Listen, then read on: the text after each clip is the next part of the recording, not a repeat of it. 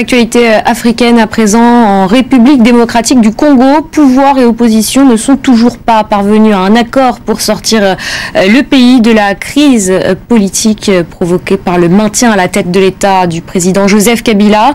Les négociations qui se tiennent sous l'égide des évêques du pays ont été suspendues pour Noël. Ils espèrent parvenir à un accord vendredi prochain, le 30 décembre. Mesdames, Messieurs, bonsoir et bienvenue dans ce journal. La SENCO n'est pas parvenue à offrir à la population congolaise le plus beau cadeau de Noël, l'accord politique dont elle a été médiateur. Pas d'accord, mais des avancées notables ont été enregistrées. La clôture de ces assises pourra intervenir le vendredi prochain. Luc Mikongo, Kabongatre pour le détail. Malgré les discussions âpres entre la majorité présidentielle et l'opposition politique, les deux partis en présence ne sont pas parvenus à se mettre d'accord autour de certaines questions, mais des avancées notoires ont été enregistrées dans les pourparlers. Noël étant, les évêques ont dû suspendre une fois de plus les travaux. Chacun d'eux doit rejoindre son diocèse pour la célébration de la Nativité. Ce qui est important, c'est que pendant que les évêques vont se déplacer pour 2-3 jours, les secrétariats vont continuer à faire le travail de toilettage. Le vice-président et le président de la SENCO reviennent le mercredi. Et le jeudi, nous aurons une séance de travail avec l'équipe du secrétariat technique enrichi des 4 membres pour voir si tous les amendements ont été pris en compte. Et nous pensons que le vendredi, ça sera le jour attendu, le jour solennel où nous allons adopter notre compromis politique et le signer solennellement. L'optimisme affiché par les évêques de la SENCO n'est pas partagé par certains participants à ce pourparler. Au rassemblement, brandit par exemple un préalable présenté par lui comme une impérative. Nous avons estimé que par acquis de conscience, on ne pouvait pas laisser l'actuel bureau de la CENI continuer à gérer la CENI parce que dans l'opinion cela ne passait pas. Nanga ne bénéficie d'aucune confiance dans la population. Il a été pratiquement la caisse de résonance du pouvoir en place. Et aujourd'hui, nous ne pouvons pas lui faire un cadeau. La restructuration de la CENI, une approche qui n'est pas partagée par la majorité présidentielle. Il n'est pas question qu'ici qu'on remette en cause le bureau de la CENI parce que ça va contribuer à nous retarder des élections. Et pour la majorité présidentielle et la société civile d'ailleurs, nous avons réitéré notre confiance en nos délégués.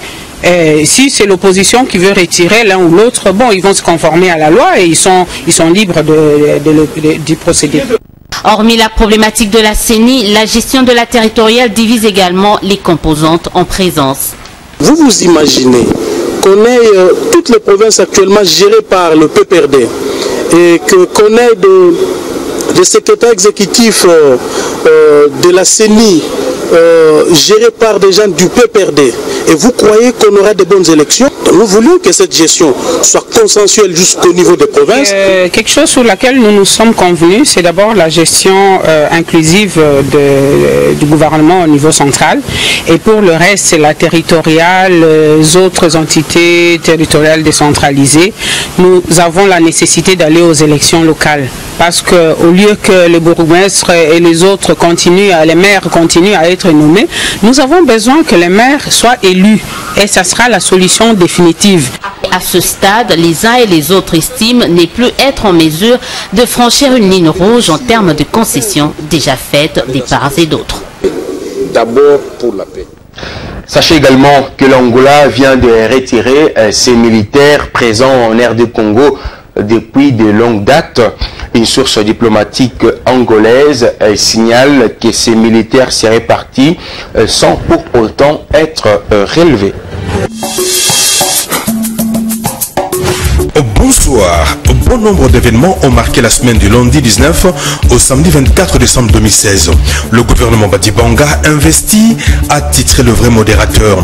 Le billet hebdomadaire indique que le gouvernement Badibanga a été investi ce jeudi 22 décembre 2016 après avoir présenté son programme d'action aux députés.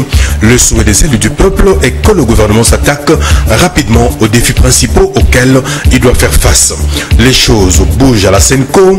Un nouveau gouvernement, a écrit la Cité africaine.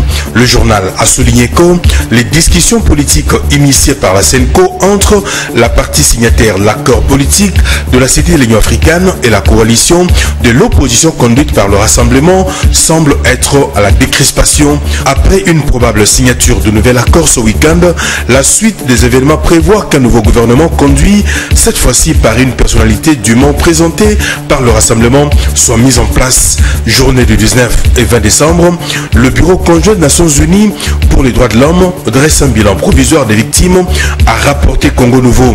Pour le tri hebdomadaire, 19 personnes ont été tuées par balle et 45 autres blessées lors de ces manifestations. Par ailleurs, plusieurs cas d'arrestation arbitraire et de kidnapping ont été enregistrés. Le bilan signale 113 arrestations dont les plus nombreuses ont été effectuées dans les villes de Kinshasa, Lubumbashi, Matadi et Goma.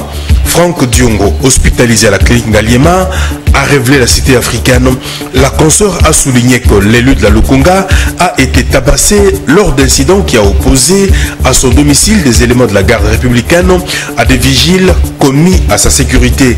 Il a été hospitalisé à la clinique Ngaliema. Les bleus et blancs de la capitale en vacances anticipées a constaté le maximum. Le quotidien a expliqué que de nombreuses écoles ont donné congé à leurs élèves, leur demandant de ne reprendre les cours que le 5 janvier, après les journées de 19 et 20 décembre dernier, pressentant la situation politique tendue. Nord Kivu, Rutshuru, les Hutus Nyatura tuent 20 personnes et incendient sa maison, a rapporté Forum des As. En croit le confrère, la milice dénommée Nyatura a mis à feu et à sang jeudi dernier l'agglomération Nandé de Boalamba. Ces miliciens ont tué à la mitraille et à la machette 20 habitants nandais et ont par la suite incendié un peu plus de 100 habitations appartenant aux membres de la seule même communauté nandais. La dépouille de Mwando Simba exposée au Palais du Peuple a enfin noté la prospérité. Selon la consoeur, la dépouille de l'honorable Mwando Simba est arrivée le jeudi 22 décembre à l'aéroport international de Njili à Kinshasa. Le corps de l'illustre disparu a été exposé ce vendredi au Palais du Peuple où plusieurs personnalités lui ont rendu un hommage avant son inhumation. Bon week-end à tous. Au revoir.